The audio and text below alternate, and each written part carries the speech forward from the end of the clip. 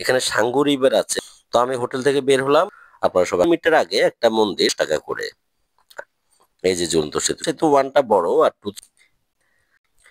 আসসালামু আলাইকুম গাইস, আমি আজকে যাব বান্দরবন শহর থেকে মেঘলা পর্যটন কেন্দ্র। যদি কেউ সিঙ্গেল আসেন তাহলে এই হোটেলগুলা, এই এখানে সাঙ্গু রিভার আছে, এই সাঙ্গু রিভারের পাশে যে হোটেলগুলো আছে এখানে কম দামে থাকতে পারবেন যদি কোনো ফ্রেন্ড সার্কেল বা সিঙ্গেল কেউ আসেন। তো আমি হোটেল থেকে বের হলাম, দেখতে পারতেছেন আমি বাইক স্টার্ট করতেছি। এখন আমি বাইক স্টার্ট করে চলে যাব মেঘলা পর্যটন কেন্দ্র। এটার অবস্থান হচ্ছে কেরানীহাট এবং বান্দরবন শহরের রোডে। বান্দরবন শহর থেকে মাত্র 5 কিলোমিটার আগে কেরানীহাট রোডে। তো গাইজ দেখতে থাকুন, আমি যাচ্ছি মেঘলা পর্যটন কেন্দ্র। আজকে মেঘলা পর্যটন কেন্দ্র আপনাদেরকে দেখাবো, আপনারা সবাই আমার সাথে থাকবেন। যাচ্ছি, দেখতে থাকুন। বান্দরবন শহরের রাস্তা, কেরানীহাট থেকে যে শহরের রাস্তা আছে ওই রাস্তা কতটা নান্দনিক সেটা তো আপনারাই যে আসবেন সে বুঝতে পারবেন। এটা হচ্ছে শহরে ঢুকার 2 কিলোমিটার আগে একটা মন্দির। তো এই বৌদ্ধ মন্দিরটা আসলে নাম কি সেটা আমার কখনো দেখা হয় নাই। আমি অনেকবারই আসছি বান্দরবান শহরে, বাট এখানে কখনো আমার দাঁড়ানো হয় নাই। দেখুন, এটা একটা রিসোর্ট, অনেক সুন্দর রিসোর্ট। আমার সাথেই থাকুন, আমি মেঘলা পর্যটন কেন্দ্রে যাব। দেখুন চলে আসছে আমি মেঘলা পর্যটন কেন্দ্র। এই যে মেঘলা পর্যটন কেন্দ্রের গেট।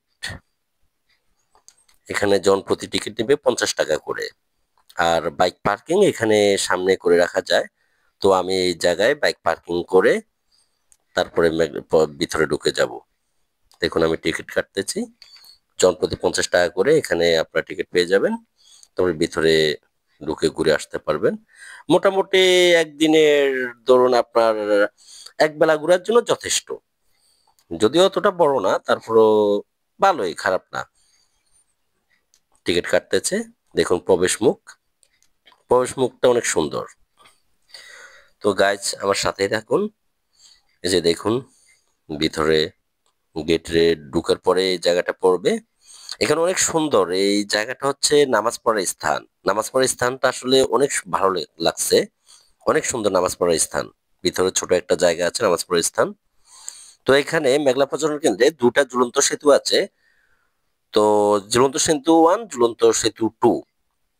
এই যে দেখুন কি কি আছে এখানে, অনেকগুলো রাইড আছে, চিড়িয়াখানা আছে, অনেক কিছু আছে। এই যে দেখুন ম্যাপ, কোন দিকে কি আছে আগে আমরা ম্যাপটা দেখে নিই যে কোন দিকে কি আছে। ম্যাপ দেখে যা যা গেলে মোটামুটি তাড়াতাড়ি সবকিছু কভারেজ করা যায়। তো আমি আগে যাব ঝুলন্ত সেতু টু। ঝুলন্ত সেতু ওয়ান হচ্ছে সোজা বরাবর গেলে ঝুলন্ত সেতু ওয়ান, আর হালকা ডাইনে সিঁড়ি দিয়ে নামলে হচ্ছে ঝুলন্ত সেতু টু।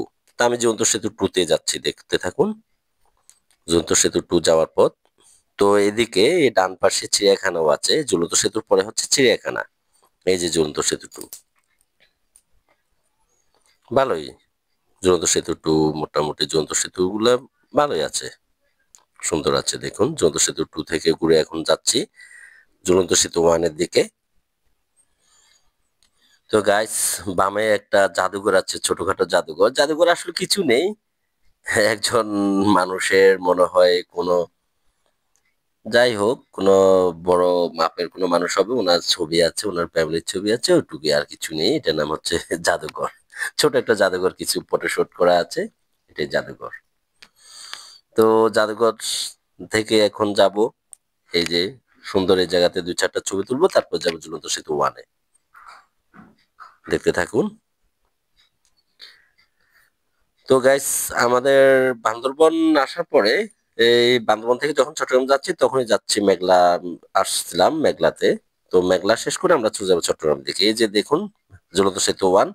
ঝুলন্ত সেতু ওয়ানটা বড় আর টুটা হচ্ছে ছোট। ঝুলন্ত সেতু ওয়ান মোটামুটি এটার উপর দিয়ে যখন মানুষ বেশি হাঁটে তখন এটা হেলে দুলে। যে দেখুন হাঁস, অনেক সুন্দর লাগছে হাঁসগুলা পানিতে ভাসতেছে।